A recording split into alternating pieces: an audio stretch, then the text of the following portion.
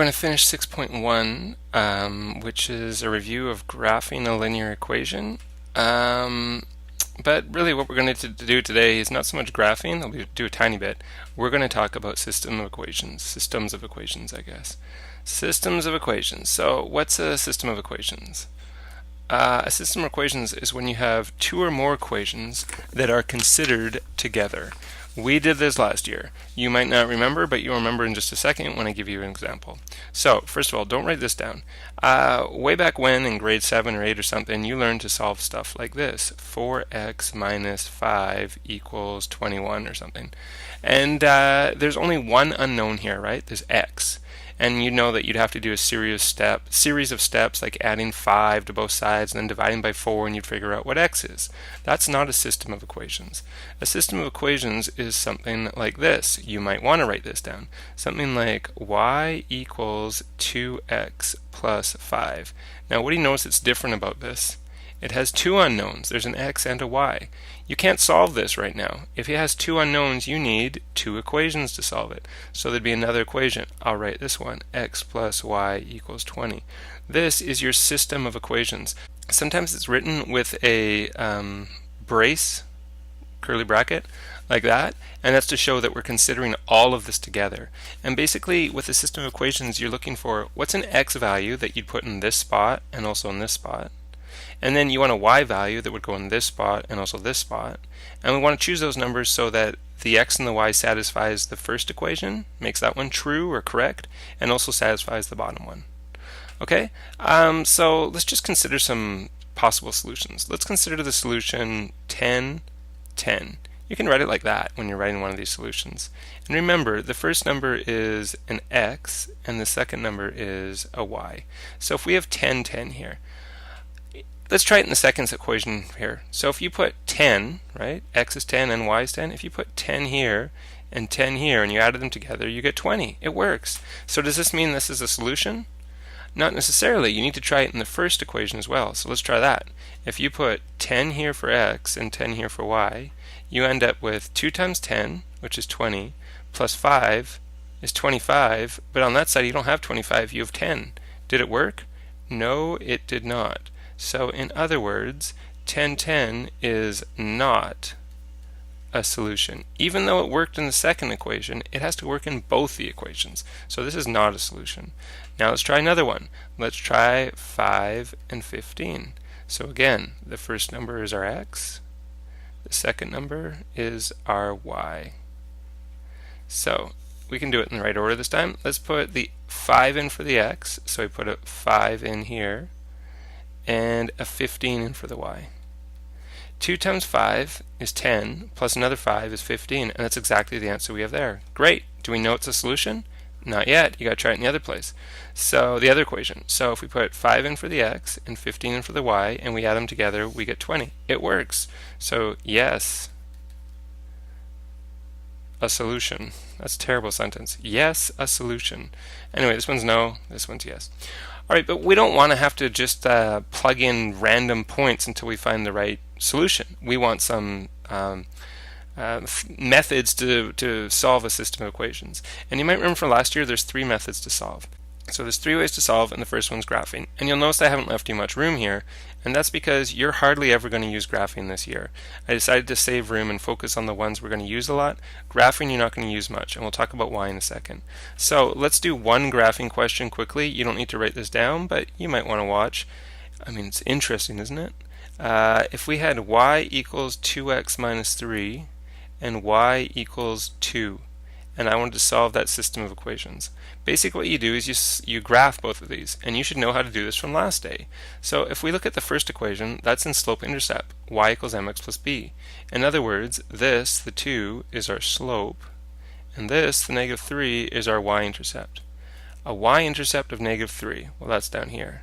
And a slope of 2, why don't we think of it as 2 over 1? So we're going to rise 2 and run 1. Rise 2, run 1. I'll do that a couple of times. More than a couple of times, lots of times, an excessive number of times. Okay, ridiculous. And then we can join those together with a line, like that. Okay, the second equation is y equals 2. Now, do you remember what a line looks like if it says y equals some number? It means you're going to graph all the points that have a y value of 2. So here's a y value of 2, that's 0, 2. Here's 1, 2. Here's 5, 2. Here's negative 6, 2. So it's going to look like this. Okay, let's review. This first line I drew here, there's an infinite number of points on that line. And every single one of those points satisfies this equation up here, right? It works for this equation. If you pick any of the points on that line, it'll work if you plug their x value and their y value into this equation. For the horizontal line, there's an infinite number of points on there, and for every single one of those points, it'll satisfy the second equation. If you plug the points, the x and the y, into here, well, you can really only plug the y in, it'll always be 2, won't it? Yeah, we know that for sure. So where's the point that satisfies both of them? Right here. It's the place where they cross. So what is that point? Well, this points to one of the problems of solving by graphing. I'm not totally positive, but I'm going to guess, I'm going to assume that this point here is at 1, 2, 2.5, and it goes up, well, we can be confident of that, it goes up 2. That's my point. That's my solution. Am I positive? Actually, I'm not. But we could check. We could plug those numbers into each of these equations. If we plug 2 into here and 2.5 into the x, you get 2 times 2.5 is 5, take away 3 is 2, and that's what we have over there. It worked. If we put 2 into the y here, you get 2 equals 2, and that's true as well. So this is the right answer. And that's how you solve by graphing. Graph both lines, see where they cross. But this pointed to a problem with solving by graphing. In fact, there's 3 problems I can think of. One is, it takes too long, right? I don't like taking that long to find an answer. Second one is, it's not totally accurate. What if the answer wasn't 2.5 in that question we just did? What if it was 2.62 or 2.8 or something? You'd never find the right answer. It's too hard. You'd have to guess too much. And the third reason, I hate that when these ones disappear, the third reason is the answer might fall off of the graph. What if the answer wasn't, 2.8, it was 22.8? It wouldn't have fit on that graph that I just used. I would have had to take a bigger graph. So those are all problems with graphing. Thankfully, there's 2 methods that work, and they're much easier, I would say, faster, more accurate. The first of those being substitution. So let's learn how to substitute. The first thing you're going to do is going to isolate the variable. In other words, get the variable by itself. And then you're going to plug into the other equation. It should really say isolate the variable in one equation, and then plug that into the other equation. So, for example, you have 4 variables here, an x, a y, and an x. Is there one of those that would be really, really easy to get all by itself on one side of the equal sign? Absolutely. This one would be really easy because it's already done for you. It says that y equals 11x minus 6. The y is isolated. The y is all by itself. So this is like another name for y. You can think of y being exactly the same as 11x minus 6. So what we're going to do is we're going to write this first equation over again, but this time, instead of writing y, I can write its other name, which is 11x minus 16. I might have said 6 before, I think. 16 equals 8. Now I just solved this using algebra, and I'm going to assume you're pretty good at algebra by now. So how many x's is this? That's 1x plus another 11x is 12x, take away 16 equals 8. Now I can add 16 to both sides, so I get 12x equals 24, divide by 12, and divide by 12, I get x equals 2. Am I finished? No, I need to plug this answer in up here somewhere in order to figure out what y is. I think it would be easier to put it in the highlighted one because the y is isolated. But you can put it in the top one, that'll work. Actually, it's probably even faster in the top one when I look at it. 2 plus what equals 8? 2 plus 6 equals 8. But I'll also show you in the other one, you could just plug in when this x position, 2, because that's what x is equal to 2, take away 16. So y equals 22 minus 16, y equals 6.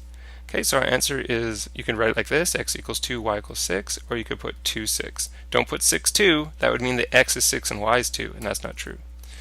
Okay, next one, we want to get isolate one variable. Which one's going to be easiest one to isolate? Definitely this one. Okay, all these other ones are going to require dividing, and you're going to get fractions. We don't want that. So let's get that y all by itself.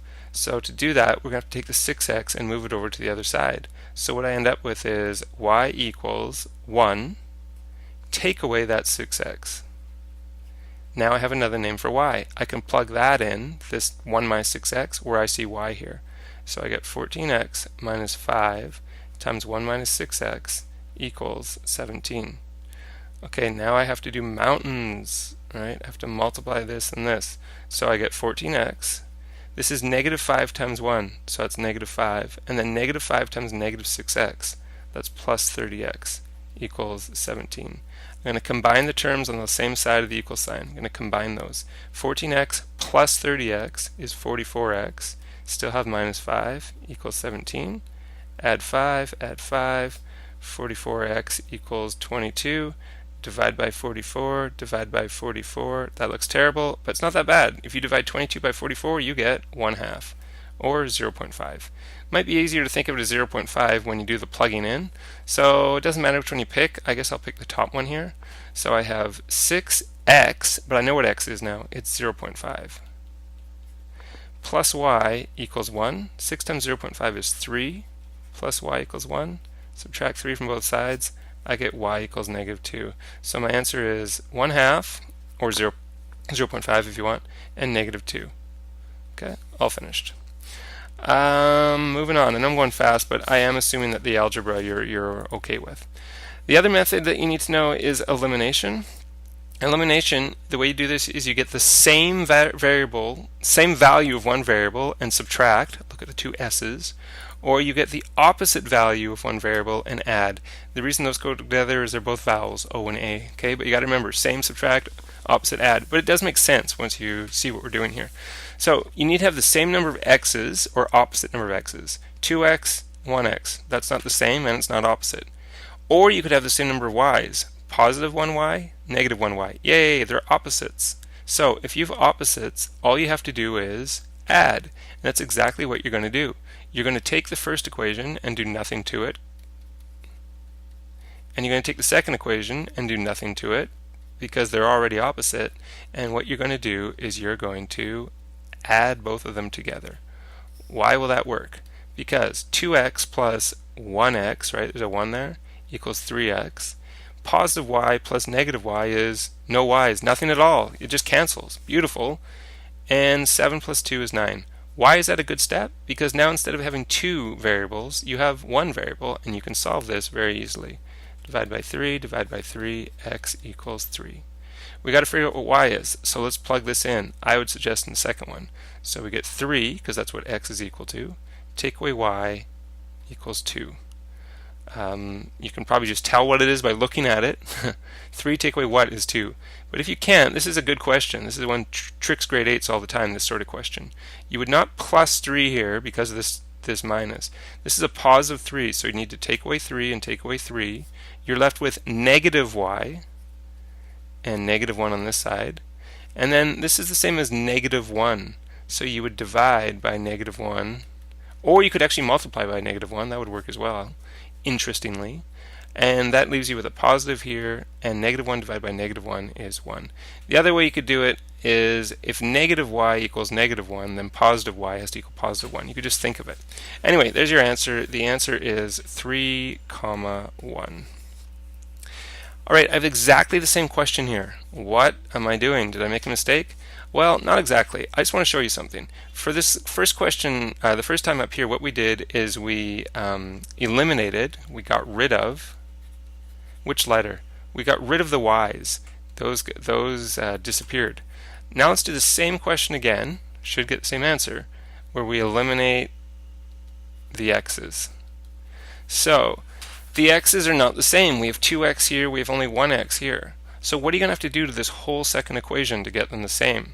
You're going to have to multiply by 2. So that's exactly what we'll do. Just keep the first one the same. 2x plus y equals 7. But we're going to multiply the second one by 2. It's okay if I just do this. I'm going to multiply everything by 2 here. So 2 times x is 2x. 2 times negative y is negative 2y. And that's equal to 2 times 2 is 4. Now, we have the same amount, 2x and 2x. Same amount. What do we have to do? Same subtract.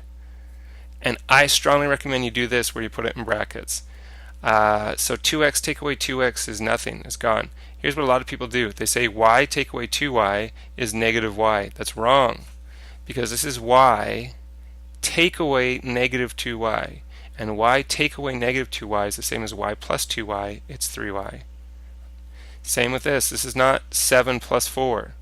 It's 7 take away 4, which is 3. Now we can divide both sides by 3. You get y equals 1, just like we had up here.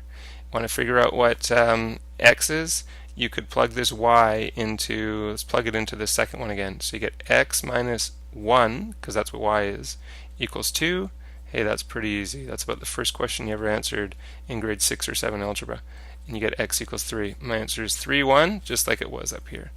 So it doesn't matter which letter you solve for or eliminate, but it is easier sometimes if you pick one than the other. Here's another case where you can eliminate either the x's or the y's.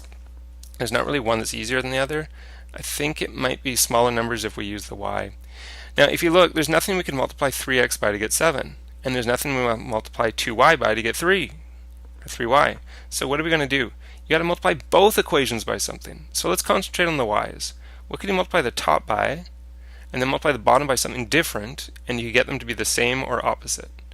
I would multiply the top by 2, and multiply the bottom by 3. Do you see that really what you're finding is like the lowest common multiple? The lowest common multiple of 3y and 2y is 6y. So how could you make this 6y multiplied by 2? How could you make this 6y multiplied by 3? We're not going to do this, but let's just look at the x's. If you want, you could do this way. If you want to get the x's the same, to eliminate the x's, what's the lowest common multiple? It is 21x. So you'd multiply the top by 3 and the bottom equation by 7. That'll also work.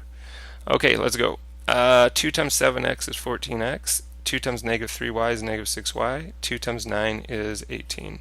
3 times 3x is 9x. 3 times positive 2y is 6y. And 3 times 40 is 120. Okay, look at these. They're opposites. Opposites means we should be adding. So what do we get? 14x plus 9x is 23x. This is gone. 18 plus 120 is 138. You got to divide by 23. I sure hope that goes into 138. And it does. It goes in 6 times. Now you got to find what y is. Doesn't matter which one you plug it into. I'll plug it into the bottom one. So you get 3 times x, which is 6, plus 2y equals 40. 18 plus 2y equals 40. Subtract 18 from both sides. 2y equals 22. Divide by 2, and you get y equals 11. We're finished. The answer is 6, 11. Okay, pretty fast, but you have done it before, and most of you did really well with it last year. Okay, take care, and we'll talk to you tomorrow.